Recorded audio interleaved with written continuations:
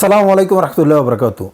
সংবিধান নিয়ে চমৎকার কিছু কথা বললেন আমাদের জামাতের আমির। চলুন কথাগুলা শুনে আসি। সংবিধানের ওই জায়গাগুলো আমরা চাই না যেই জায়গা গত 54 বছরে ফেসিবাদের জন্ম দিয়েছে দফায়। রাইট। মাননীয় স্পিকার, এখানে আগে বলেছিলেন একজন সংসদ সদস্য যে আমরা সংবিধান ছুঁড়ে ফেলার কথা বলেছি। এই মহান সংসদকে সাক্ষী রেখে বলছি, আমাদের কেউ কখনো এই কথা বলেনি। আমরা এই সংবিধানের পরিবর্তন চেয়েছি যাতে একটি ন্যায়ভিত্তিক ইনসাফ ভিত্তিক সমাজ কায়েম, ফেসিবাদ মুক্ত একটা দেশ আমরা পাই, সমাজ পাই, শাসন পাই। সেই জন্য আমরা কথা বলেছি। বরঞ্চ যারা বলেছেন তাদের অনেকেই দফায় দফায় কথাগুলো রাইট।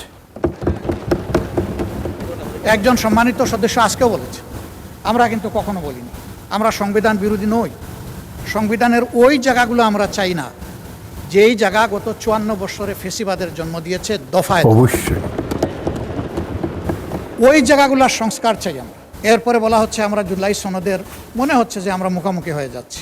জুলাই সনদ গণ অভ্যুত্থানের অংশ, হৃদয় কলিজার একটা অংশ। আমরা এটার বিরুদ্ধে যাব কেন? আমাদের বক্তব্য, আখতার হোসেন চমৎকারভাবে বলেছেন, আমাদের বক্তব্য হচ্ছে যে আমরা অর্ডার মানি, আমরা অভ্যুত্থানের বাস্তবতা মানি, আমরা গণভোট মানি, আমরা গণভোটের মাধ্যমে যে সংস্কার পরিষদ হওয়ার কথা তা মানি, আমরা প্রয়োজন ক্ষেত্রে সংবিধানের সংশোধন মানি, আমরা জুলাই সনদ সুন্দরভাবে বাস্তবায়নের বিষয়টা মানি। এই কোনো জায়গায় অমান্যের কোনো জায়গা আমাদের পক্ষ থেকে নেই।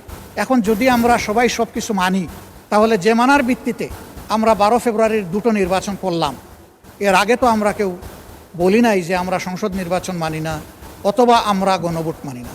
কথাগুলো তো আপনারা শুনলেন। যে মানুষটা এত চমৎকার করে কথা বলতে পারে, সেই মানুষটার কাছে যদি দেশটা পরিচালনার দায়িত্ব থাকতো কতই না ভালো হইতো।